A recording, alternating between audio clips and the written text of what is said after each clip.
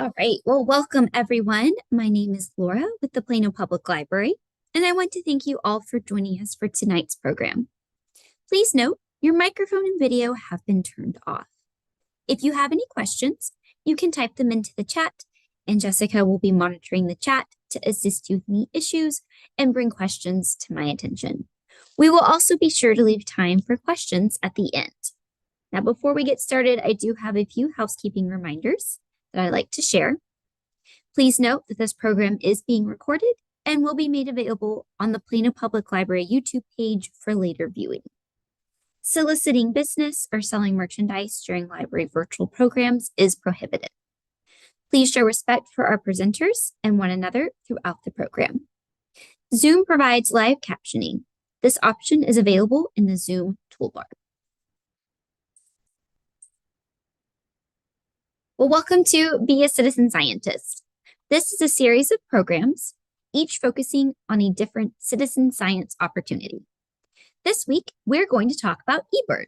But before we do that, let's take a minute to look at what citizen science is. So citizen science is a collaboration between scientists and people who are curious or concerned about the world around them and are motivated to make a difference. It was not until recently that science became an occupation. In the past, science was something done in your leisure time. For example, in 1674, Antony van Leeuwenhoek discovered microorganisms. He was a cloth merchant who made lenses to look at the weaves of fabric. In his free time, he used these lenses, which were more powerful than the microscopes of the day, to look at pond water. And he saw a lot of things crawling around in that water. And today he is known as the father of microbiology. So over time, science moved into the realm of professionals. Citizen science is a continuation of the tradition of the everyday scientist. Anyone can participate. The data collected by citizen scientists helps professional scientists come to very real conclusions. Citizen science results in rigorous, reliable, and trusted science. Don't worry about having the expertise that scientists have. People who are not scientists still have the skills that are valuable to citizen science. As you work on these projects, your expertise on the topic will grow. You are the expert of your surroundings. You know when something is different or off, and this is valuable when you're doing a citizen science project about the world around you. And citizen science projects do rely on experts to validate observations, and multiple citizen scientists review the same thing so that a trustworthy consensus is reached. So don't let a fear of being wrong hold you back. Now, what you see on the screen there is a national park citizen science project. They are surveying mountain goats. But today we'll be talking about something that lives a little bit closer to us than mountain goats. We are going to be talking about birds. So eBird is one of the world's largest biodiversity-related science projects. It is managed by the Cornell Lab of Ornithology, and their mission is to interpret and conserve the Earth's biological diversity through research, education, and citizen science focused on birds and nature. It is a great resource for anything about birds. It has a database of bird species, complete with pictures, maps, and sound recordings. The goal of eBird is to gather information out about birds in the form of checklists of bird species, archive it, and freely share it to power data-driven approaches to science, conservation, and education. So today we'll be talking about eBird and its features. We will briefly discuss setting up your eBird account, but the intent of this program is to introduce citizen scientists to eBird. And eBird is available in 30 languages. And once you go to ebird.org, that link has been dropped in the chat. You'll click that sign in button up in the top right corner to create your free account. And you do need an email address to have an eBird account. And we'll talk about the types of emails that you get later on. But if you are concerned about receiving a lot of emails, do not worry. You will not get too many from eBird or Cornell. So there are two ways to use eBird to record your birding, and we're going to start with the web version before we move on to using the app. Now, recording your birding is referred to as a checklist in eBird. Each time you use eBird when you're birding, you will submit a brand new checklist. So what you see on the screen here are some screenshots of using the web version to do your checklist. So to begin with, you are going to record where you're birding. So I chose Davis Library. When and how you went birding. So this is the day and the time you went, how far you traveled. If you were traveling, you may have been stationary, how long you were birding, and then again, if you were stationary or traveling while birding. And then you'll do the recording of the birds that you see. So there'll be a long checklist of all the birds that are possible to be seen where you are at. And then you'll enter the number of each species you saw and identified while birding. So even if you heard a bird, it does count as part of your checklist. About using the app.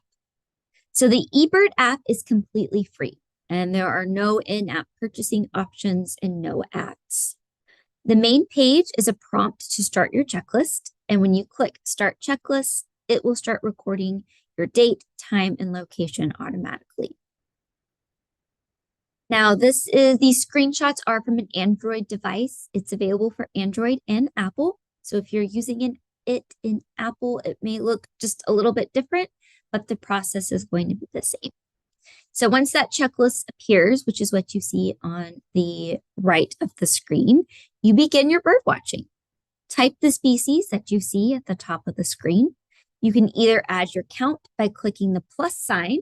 So right next to the species name, you see that plus sign. You can start touching it to count how many that you saw. Or let's say you count 100. You don't have to tap it 100 times. If you click the species name, there'll be an option to type in the number, as well as the ability to add notes in the details box. Now, once your bird watching is done, you'll click stop, and a pop-up will appear checking to see if you really meant to stop your checklist, which is nice if you are out birding and maybe have your phone in your pocket. It might stop it on its own, so it won't immediately just turn it off. You have to say, yes, I am done. You'll choose a location on the app. So it will use your location to determine it will use your device to determine your location. And we'll get into hotspots in a moment. But once you select your location, you'll say use this location. And you can see here, February 21st, this was last year, I did a checklist at Russell Creek Park. I birded for 33 minutes, didn't walk quite a mile. And you can see I saw 11 species. And before you can hit submit, it's going to ask you, are you submitting a complete checklist of the birds you were able to identify? In order to submit, you do have to push yes, and then you'll click submit. Now let's take a moment to talk about privacy in eBird. So what I am going to do, I guess we can talk about it here. So you do need an account to use eBird. It requires a valid email and your name. Now I have used eBird for years and the emails they send me are minimal. But you do have the option to edit your preferences. So you'll click preferences on your profile page, and under privacy options, you can adjust your privacy settings, and you can choose if you want your name displayed or if you want to be an anonymous eBirder. So if you don't feel comfortable sharing your name, you can just have your list submitted under anonymous eBirder. And then under data privacy, you can restrict the public visibility of your data. Now, Cornell researchers will still be able to view your data, but other people will not. So what you want to share is up to you. So now that we've covered the basics of using eBird to record the birds you see while birding, let's turn to using eBird as a tool to find more birds. And if you'll give me just a moment, I am going to take you to eBird. So this is what it looks like when you are signed in. and we want to go to explore. And you do have to be logged in to access these features. And we're going to talk about mapping species, which allows you to find the range of a particular species of bird, discover birding hotspots near you where you can find a nice birding spot, and then explore county, state, province, or countries to view the most recent sightings. So let's start with the species map. That is going to be down here under more ways to explore. And it's going to give you a map of the world. And you'll begin by entering the species of the bird you're looking for. You can use the common species name, so you don't need to know a bird's binomial scientific name. Now, when I first started writing the content for this, I had yet to see a belted kingfisher. So that's always the species that I use as an example. I recently saw one, but we're still going to use belted kingfisher as our example. So we're going to start typing belted kingfisher. And you can see as you type, a drop-down box will appear. So you probably won't have to type out the entire name of the bird. So here it is, belted kingfisher. And it's going to take a moment. And this is a North American bird for the most part, so we're not going to see it elsewhere. And it does default to year-round, all years. So you can enter a custom date range to make the information more useful to you. So while it is February, February is almost over. So let's change it to March through May. And I like to go back about 3 years. The belted kingfisher that was somewhere 10 years ago may not still be there. So we'll stay with 2023 and we'll set our date range. This narrows it down. It's not going to look that different, but we can either in a location or zoom in. I like to just zoom in to start seeing what has been seen. And let's head over to North Texas. And here we go. So if it has the little flame on there, that is a hotspot. If it's a smaller little bubble, that means it's a personal location. And that's not always someplace that is publicly accessible. So for this, I'm going to look just at the hotspots because for things like this one and this one, those could be people's yards and we certainly don't want to trespass. Now they are color coded. Recent hotspots, so this means they've seen it in the past 30 days, will be red, while the older ones are blue. Now, no one's seen one recently, but let's go to somewhere that I frequently bird watch. It is right here at the Muddy Creek Reservoir. And here is a list. The last time someone reported a belted kingfisher was March 4th, 2025. Others may have a longer list. Breckenridge Park in Richardson has a much longer list. However, well, no, there's been a sighting more recently than March of last year. There's been April of last year. And we can zoom out a little bit. Let's see if we can find us a nice red hot spot. Oh, you know what? The reason it's not going to be red is because not March yet. Let's try again. There we go. Now we have some red ones. And there was a few sightings this month. So if you were birding tomorrow, you would want to include the most recent month in your range. However, if you are planning for a future birding outing, you would want to bump it ahead to when you're actually going to be out there. Let's go back to explore. And now let's go to explore hotspots. This is one that I do use the most. So a hotspot is a public location that people regularly visit for birding. This doesn't mean that you are guaranteed great birding every time you go, but because checklists are so frequently submitted there, you will have a good idea of who to expect to see when you visit. So if you know the name of your hotspot, you can go ahead and put it here. It's like the last map we were at, it's going to auto default to year round, all years, but we want to just see what is happening right now, year. And let's just zoom in and see what's going on around us.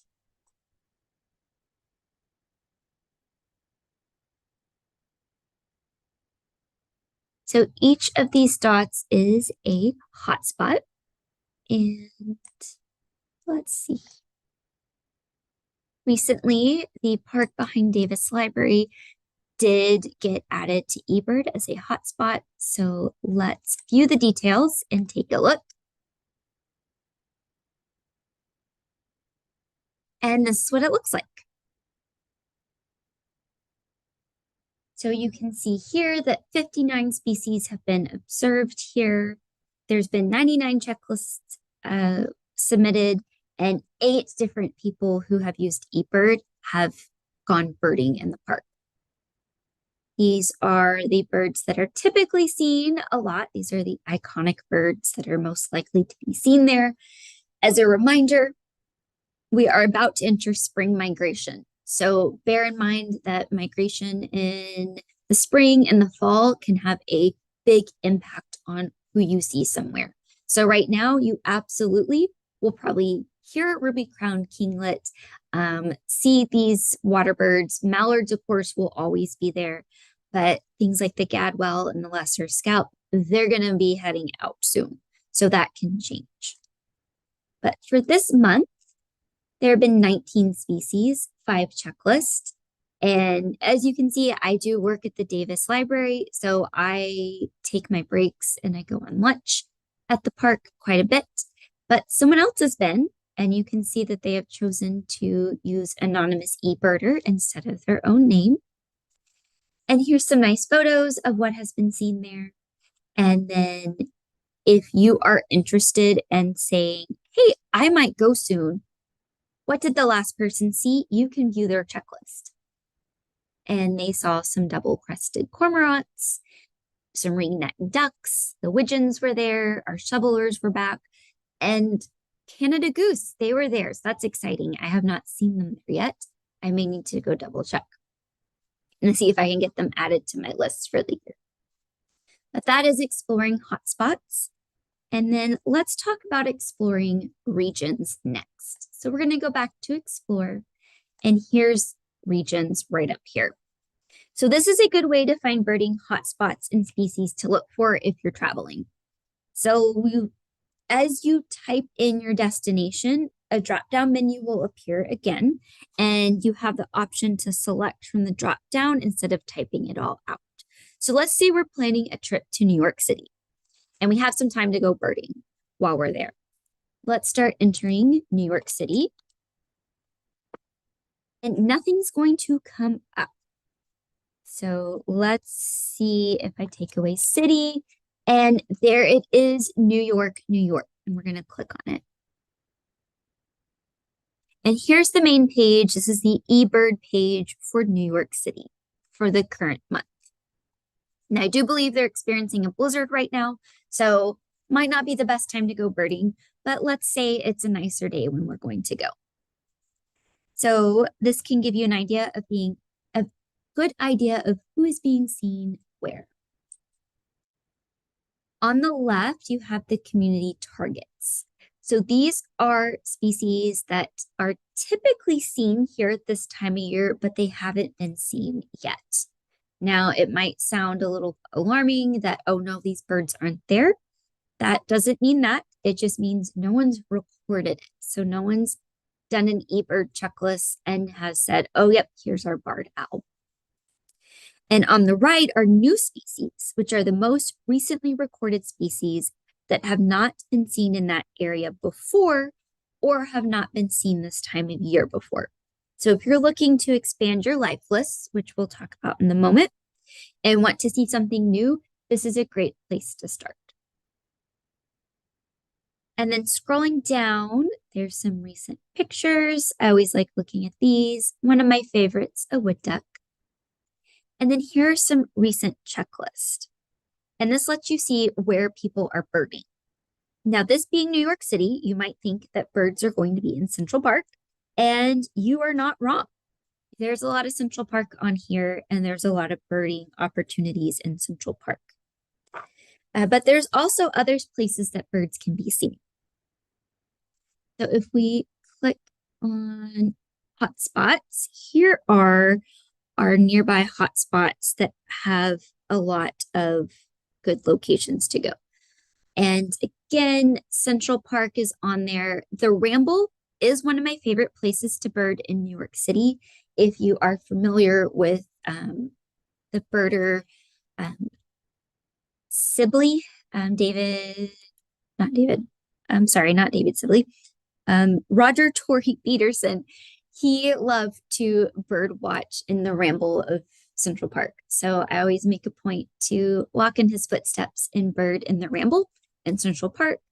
But there are a lot of other places to visit in New York City. And you can use these hotspots to locate where you want to go birding. Now, if this were a warmer time of year, you might see my other favorite spot to bird watch in New York City, and that is Jamaica Bay. You can see a lot of really neat things out in Queens. Now, before we move on, let's look at a smaller location in a different setting. So we'll go back to explore regions. And if I were to visit my aunt out in Haskell County in West Texas, what birding opportunities might I have? So we're going to type in Haskell. And when you do this, you do want to leave out the county part of Haskell County or whatever county you're looking for.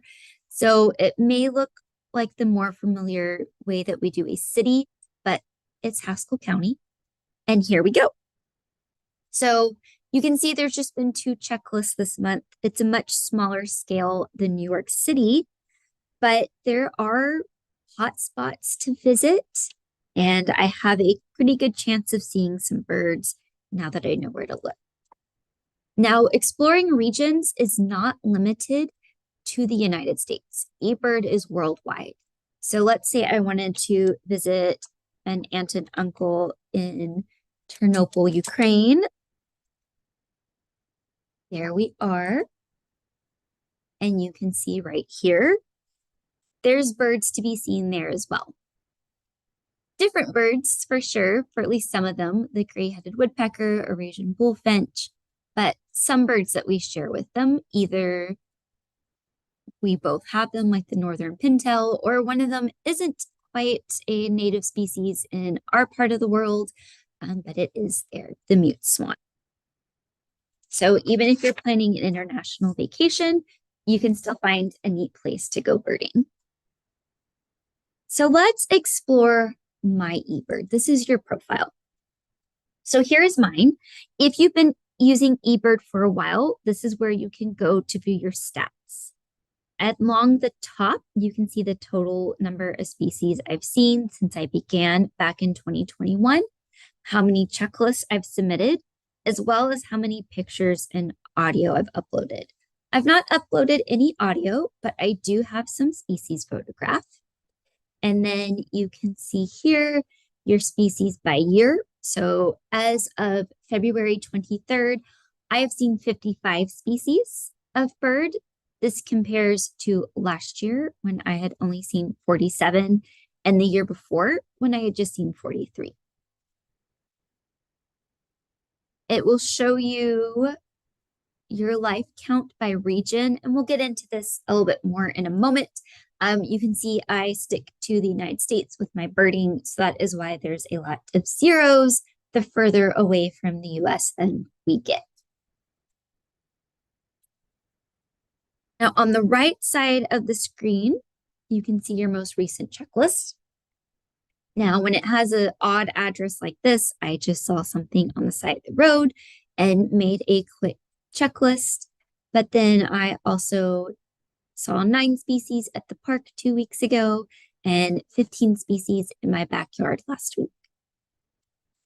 Here's my most recent pictures. I had a goldfinch and some um, female red-winged blackbirds. And then on the left side of the screen are some options to manage your account. So let's look at alerts. This is where those emails come in. So a rare bird alert is something that will cause a notification to be sent to you daily, letting you know if a rare bird sighting has been seen. It's a great way to expand your life list, so you'll be notified by email when a rare species is sighted in the area. This notification will include the location as well, so you can go look for yourself. However, it does send you like locations that are people's yards. So make sure that it is still a publicly accessible area that is being shared with you, so you're not walking around in a neighborhood looking for something. And you can see under my alerts that I chose Collin County. You can do more than that, but I figured I just needed only Collin County. Now, needs alert down here, these are a way to get notification for species you haven't recorded in a particular region. So again, you can put in the county, and then every day you'll get an email saying, here's where all the birds you've not seen yet this year have been seen. I have not ever used this one, and that's not how I bird, but that's a tool available to you if you would like. A moment, we're going to go back to our presentation.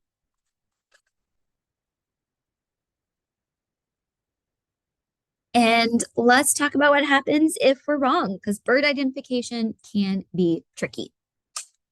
It can be difficult to tell similar species apart. For species that look similar, eBirds sometimes have an option of selecting both. So the downy woodpecker and the hairy woodpecker not only look similar, but their ranges overlap. eBird has the option to select downy woodpecker / hairy woodpecker if you are not sure what you saw. I always struggle to differentiate between the lesser scaup and the ringneck ducks because both are common species at the pond behind Davis in winter. So they are not always the easiest creatures to identify. Not only can they look alike, birds move a lot. So it can be difficult to say, yes, this is what I saw. Let's talk about unusual observations. So reliable, accurate data is essential to the eBird database. So if you record an infrequent species, which is indicated by a circle that is half filled and it'll be orange, or a rare or out of season species indicated by a fully colored in red dot, it could get flagged by eBird's automated filtering process. And you'll see a needs detail message on your checklist. This just means that your observation needs more documentation than usual. Always try to get pictures of unique bird observations. The app will run in the background of your phone, so you can leave it without losing it, and then you can use your phone's camera to take pictures. You also have the option in the browser version to upload photos once you submit it. And try to remember to take notes if you come across something unusual. There is a notes box where you can take notes directly in the app if you want. So there has been an increase in the number of fish crow that have been seen in North Texas, especially at the Heard Museum up in McKinney. And they look almost identical to the American crow that we're familiar with. However, they sound very different. They have a much more nasally sounding call. So let's say you see a fish crow. In the comments, you're going to maybe want to write something about what it sounded like. And there are eBird reviewers. So flagged observations are reviewed by a volunteer eBird reviewer. They will look over your documentation to make a final decision on the accuracy of your observation. And if they need information, they will reach out to you using the email in your account. This can feel like you're in trouble, but you're not. These eBird reviewers are people who love birds. When I first got into birding, I was confused by a red-bellied woodpecker, which also have a red head, and a red-headed woodpecker, which have a head that is much redder than the red-bellied woodpecker.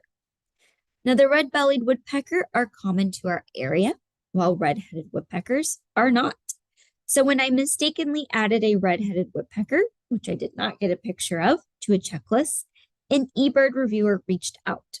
Another time, I reported that I saw a greater scout, when in reality, it was a lesser.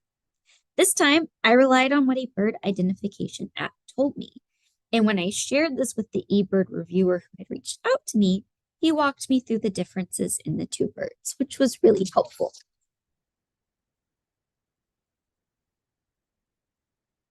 Now, field guides are a big help when you are birding. They are an individual preference, though, so it's best to explore different books to see which one works best for your needs. Now, one of my favorites is Birds of Texas Field Guide by Stan Teklia. During migration seasons, though, you might see unfamiliar visitors from other parts of the country or even other countries. White-crowned sparrows breed in the Arctic Circle in Canada, but will migrate to North Texas in the winter. For this reason, it's a good idea to have a field guide to North American birds as well. And you can use the library's catalog to find different bird guides to explore and see which one you like the most. And it's always good to have a familiarity, I am so sorry, that word's not coming out today, with the birds in your neighborhood. 15 to 20 bird species will make up 99% of your neighborhood bird sightings. Consider these your baseline birds. The more you become familiar with these birds, the easier it will be to recognize them by sight and sound. So when you see something that's unusual, you'll pick up on it quickly. Now, sometimes referring to a field guide while birding is difficult, and there's an app for that. The Merlin Bird ID app was created by the Cornell Lab of Ornithology to help birders answer the question, what's that bird? It's free to download and available for both Apple and Android devices. So this is what it looks like when you first pull it up. These screenshots you see are from an Android device. So on the right of the screen is the main Merlin page. And then you have a few options. You can upload a photo of a mystery bird, which the app will then identify for you. So you can see there in the middle, I uploaded a photo of a robin. This poor robin was in the midst of a molt, wasn't looking quite like a robin we're used to seeing. And then it let me know, oh, this is indeed an American robin. And there's also the sound ID that lets you identify birds by their sound. And this is one of my favorite features. I love to bird by ear, but I'm not an expert. So you just allow the app to run when you hear birdsong, and it will let you know who is singing. So the first time I had really exciting success with the birdsong version of Merlin was when I identified the nighthawk that I learned frequents my neighborhood in the summer. So I'm eagerly awaiting his return. And the way this works is it picks up on the sound waves and what they physically look like on that graph there at the top. It does use AI to run the image of those sound waves against other sound waves to identify it. So it does have its limitations. Birds need to be close by or very loud, like a crow or a blue jay, to be picked up on the app. And ambient noise like traffic or water flowing or cicadas can make it difficult to pick up a bird song. So I do have trouble using it near the pond behind Davis because the sound of the pond's fountain just creates a bunch of noise that it can't isolate birdsong against. And it can be tricked by a mockingbird. So if you suddenly have a lot of birds you don't usually have in your yard, take a look around, see if a mockingbird's nearby. He's probably the culprit. He's going to be on the highest point, singing his little heart out and tricking Merlin. And Merlin will maintain a life list of all the birds you've ID'd. And like I said, when I talked about using the sound app, it can misidentify things. It is not perfect. So it's best to use it along with the bird field guide. You can also crowdsource your ID if you get a photo of it using iNaturalist. Now let's talk about trip reports. These were introduced in December of 2021, and a trip report is a summary of where you went and who you saw, along with any photos or audio recordings you uploaded all in one spot. So let's go back to eBird's webpage. And we'll go back to my eBird. And right over here, it says Manage My. We're going to click on Trip Reports. And you can see I've done quite a few. Some are actual trips, while others are birding events that I just wanted to keep track of everything I saw. So most recently, we had the Great Backyard Bird Count, which was February 13th through the 16th. There are big days in both May and October, but let's look at my spring 2025 New York trip. Here's what it looks like. I ride Amtrak, which is why this trip includes Chicago, because I had a layover in Chicago and went birding. But this is the map of every sighting that you had on your trip. You can move it about, and you can also zoom in. And I want to zoom in on here. And it has your lifers down here. So this is how many brand new birds you've not recorded before have been recorded on your trip. I saw 11. And next to that is how many photos I got. And then here's a species total. So it's every species I saw, how many checklists they landed on, and how many I saw at the start of my trip to the end, just a grand total. Should come as no surprise, New York City, I saw a lot of pigeons. But my most favorite thing that excited me more than anything is going to be down here. Let's see, where are you? It's my piping plover. That is the whole reason I went to New York City. It was my first threatened species. Now it has an X. X just means it was present. I did see just the one, but I used Merlin to identify it. So Merlin did not ask me how many piping plovers I saw. I know I just saw the one. So it is marked as it was present, but there wasn't a number for it. But you can see here, Jamaica Bay, and then, of course, Rockaway Beach, where I saw my plover. And then, of course, there was quite a few in Central Park. And there's a link that you can share with others. So if you want to share with someone, look at all the birds I saw on my trip, you can just send them that link.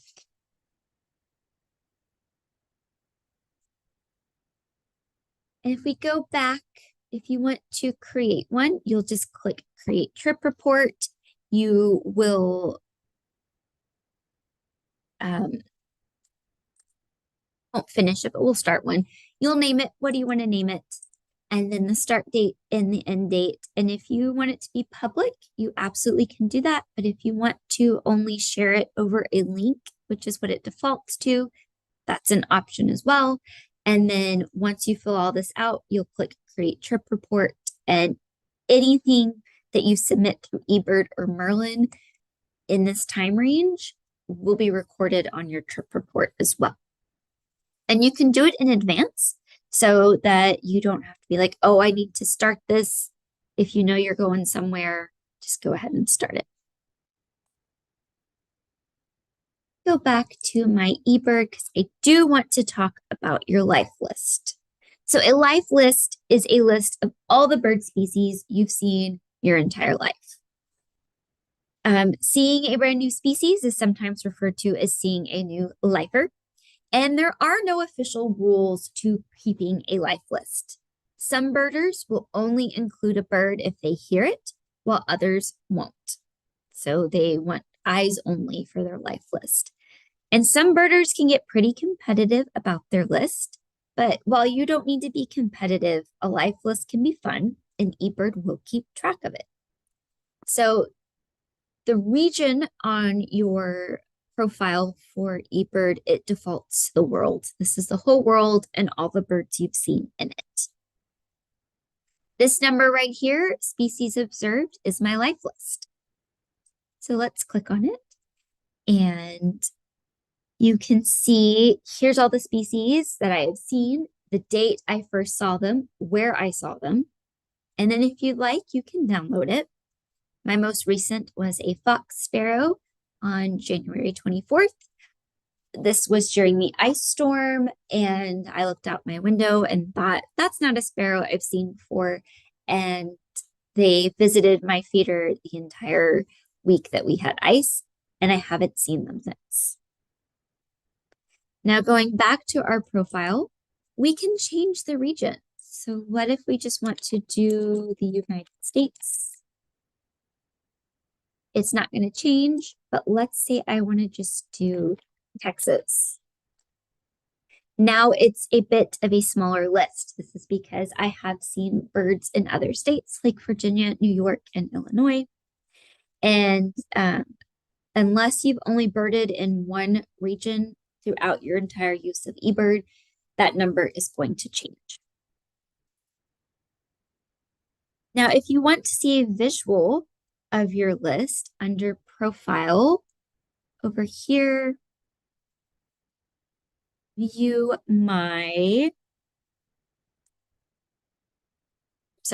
my profile.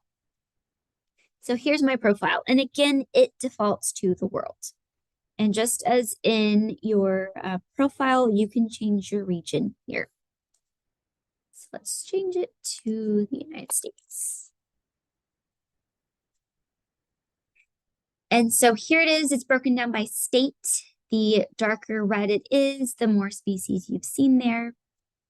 See, I've just seen one in New Jersey. I've seen 4 in Massachusetts. I've seen the bulk of my birds in Texas. And then if you want to, change our region again to just Texas, it's going to break it down by county. So you can see I live in Collin County. That's where I've seen the most. But I've seen 46 in Dallas, 1 in Hunt, and 1 in Denton. And again, the darker the red, the more birds that have been seen there.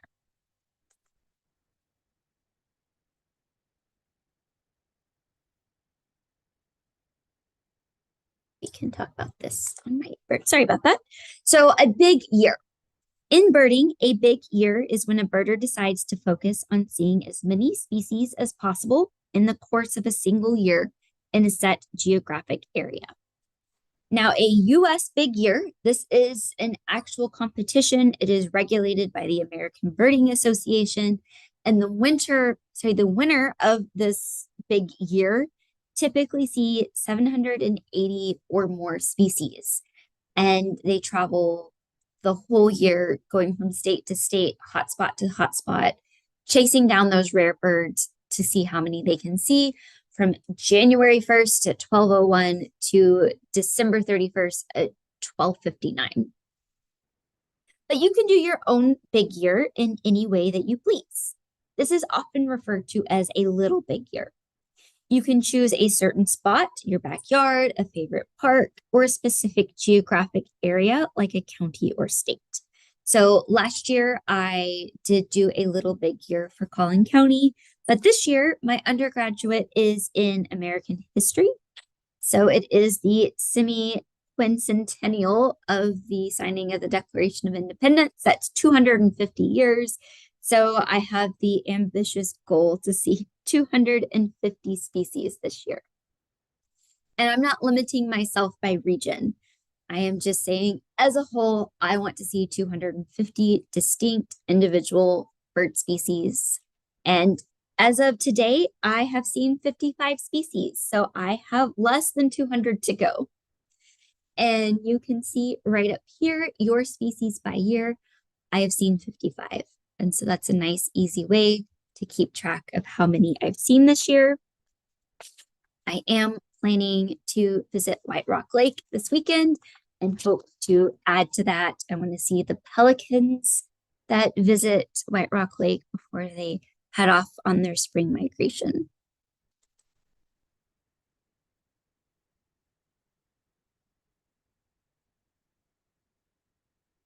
All right. Well, if eBird is something you enjoy, there are more opportunities to do citizen science with birds. So there are two other projects from the Cornell Lab of Ornithology. The first is Feeder Watch. You will count birds that visit your feeder from November through April to help scientists monitor changes in the abundance and distribution of birds. Now, please note, unlike eBird, this one is not free to participate in. As of right now, it requires an $18 annual participation fee, as the project is supported almost entirely by its participants. But you do receive a poster of common birds who visit feeders when you join. There's also, as we head into spring, Nest Watch. Now, this one is free, and it's a project where citizen scientists monitor bird nests and record data on species, eggs, and young to help scientists understand how climate change, urbanization, and land use is affecting breeding birds. And the websites for both of these projects are in the chat. So if they sound like something you are interested in, you can explore more. And I also want to encourage you to explore eBird's website. There are tutorials that will go into more detail than we did today about using the different features that they offer. Now, if you're brand new to birding, the Plano Public Library offers STEAM kits for all ages, including adults. And one kit is our adult bird watching kit. It includes bird guides, a Plano Parks and Trails map, and a pair of Knox binoculars. And you can find it in our catalog by searching adult bird watching.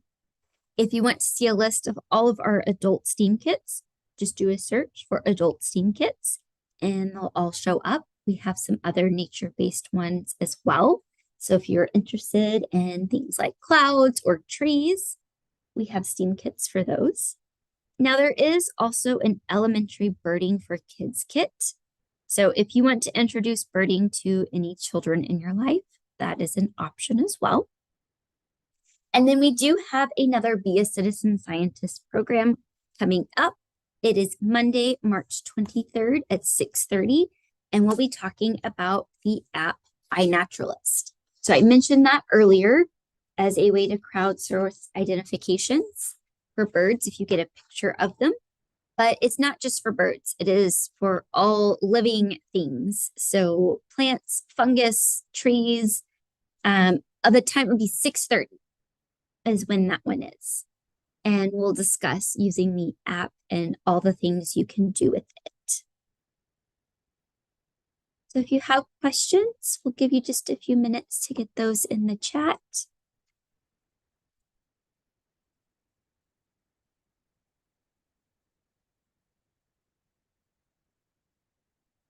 And please keep an eye out on our website as our summer calendar will be released in the next few weeks. We do have 3 birding sessions this summer that will be virtual. One will be the this session over again, but we will be talking about birding and creating a birding habitat in your yard. I do have a question. Yes. The person asking a question does feeder watch, and they say only to log the largest number of species you see at once together. Is eBird like this as well? It is not. So as you're walking, let's say you are walking and you hear a blue jay behind you and you see one in front of you, you'll log 2. And then as you keep walking, let's say you're far enough away from the last 2 blue jays you saw that you are pretty positive that the next one you see is a different bird, you'll add 3. So you want to make sure you're not counting the same bird twice, but you don't have to do I saw one when I started and I saw one 30 minutes later. I can only do one, you would count those as two, if that makes sense. Thank you. Good. You're welcome.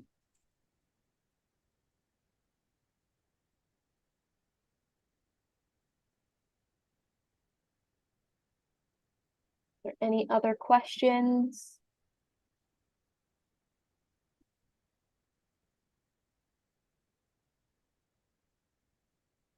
All right, well, if you do think of one, you can use the Ask PPL option on our website to submit it.